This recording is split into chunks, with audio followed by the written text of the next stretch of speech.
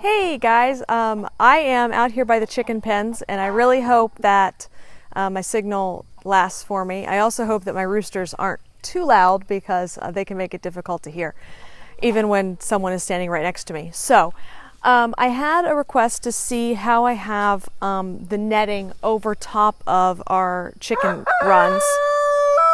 Really?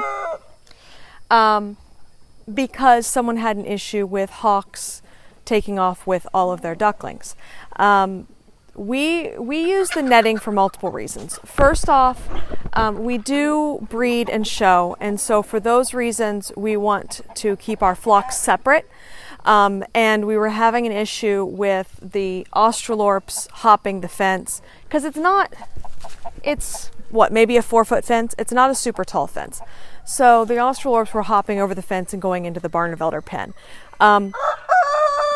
We also had the problem where the guineas were flying into the chicken pens and pulling feathers out on our birds, which of course is an issue when we're trying to show, and then you go to a show and your birds don't have any tail feathers. So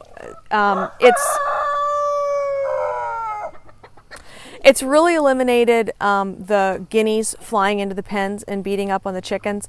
It has not completely eliminated the Australorps from going over to the Barnevelder pen, because what it is, this is actually one massive piece of bird netting that I got off of Amazon, and I can post the link later. But I don't know how well you can see, it goes over both pens, so the Australorps and the Barnevelders. And what the Australorps have figured out is they can actually hop on top of their house, which I'll show you here. They can hop on top of their house and still kind of work their way over to the Barnevelder pen. We also have some places, particularly around this oak tree over here, where the dirt has washed out underneath the fence, so sometimes they are even going under the fence and getting over there. So it's not a perfect setup, but you know, we have to work within our budget. So oh, and now my husband's watching. Hey, look honey, I'm trying your microphone hack. I'm not guaranteeing that it's actually going to work for the whole broadcast, but I'm doing it for now. Anyway, he didn't like that my microphone was pinching my shirt. So, chickens.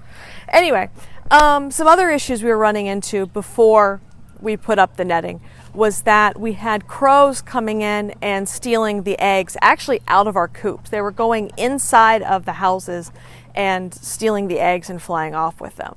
That has completely eliminated that problem as well, which has been wonderful.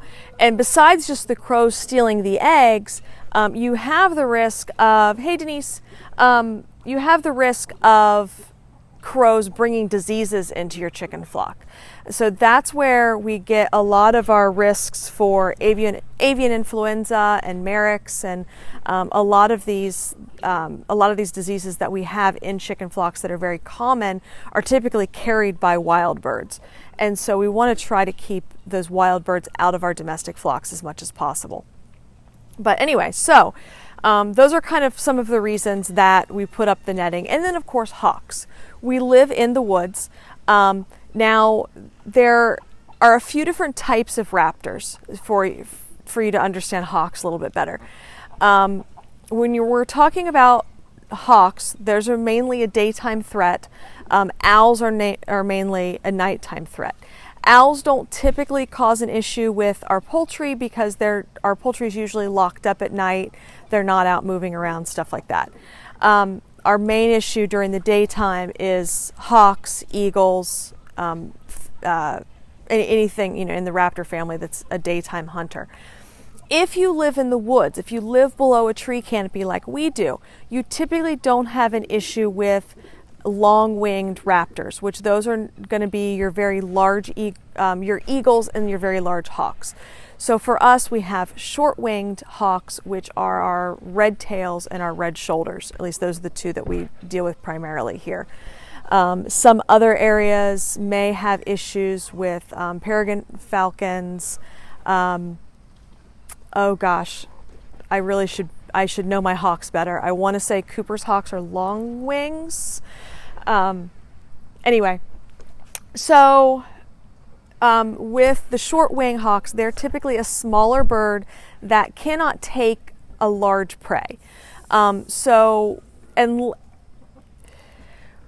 They usually leave the adult birds alone. I'm going to say that with this caveat that young hawks, which we have a lot of young hawks flying around right now who are just learning to hunt, young hawks don't know their limitations, and sometimes they will try to go after a prey that is larger than they can handle.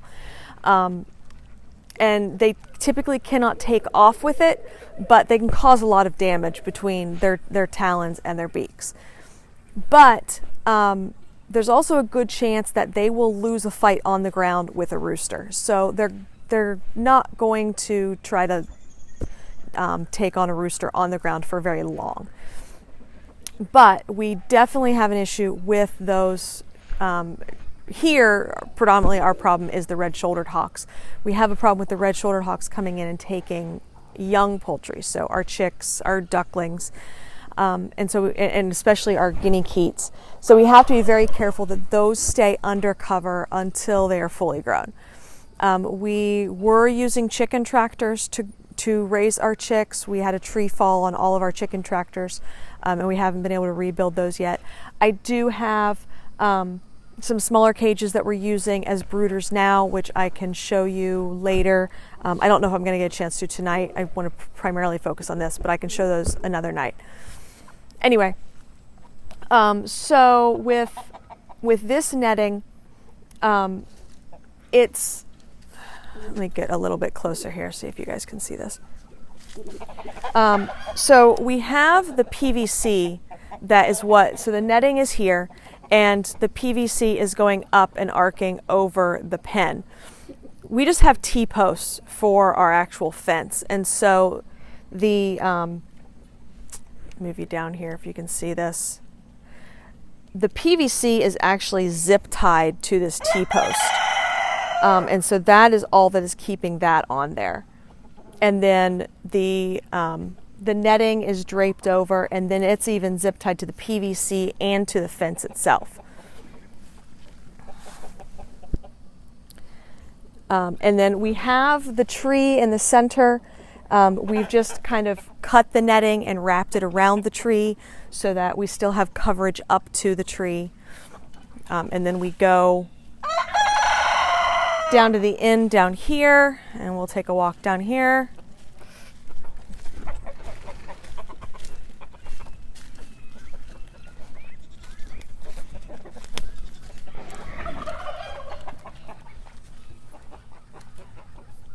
Here we go. And we have the netting is gathered up, and then we've zip tied our extra netting. We leave this gap here so that I have the duck pool down here, which is just a large concrete mixing pan that is the pool for the ducks. And so we leave this loose so that we can dump and refill that pool. Now, let's take a walk around here. Sorry, trying to navigate around trees and weeds and everything else. All right. Okay. Oh, shoot, it went sideways on me. Darn it. Well,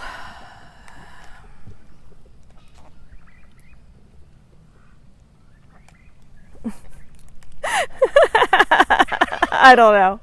All right. Anyway, you can see here, I don't know what view you guys are getting because my phone's being funky.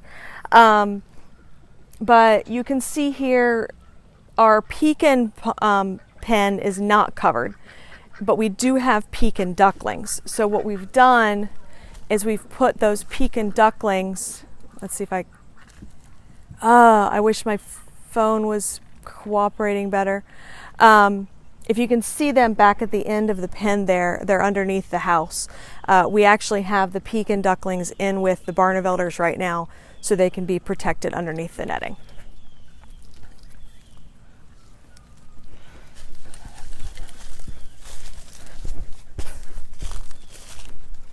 All right, walk around here.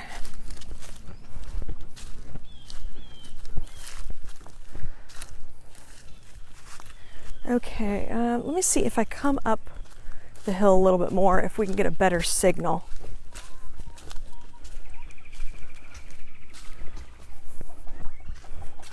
Well, maybe not. And I honestly don't know if I am sideways or I don't know which direction I am right now, because I know what I'm seeing on my phone, but I don't know what's being broadcast to you, because when I try to turn my phone, it tells me that I'm sideways. So anyway, that's what I've got for tonight. I'm sorry for the poor connection over on this side of the house. But I will have this uploaded onto the YouTube channel. Maybe not tonight, because it seems to be taking me a while to get things uploaded, but definitely tomorrow I will try to have it up there on the YouTube channel. That's just the Not So Modern Housewife on YouTube. I'll also try to I will post that link so you guys can see the video later. And so there we have it. There are my chicken pens and our bird netting. So I'll catch you guys later. Bye.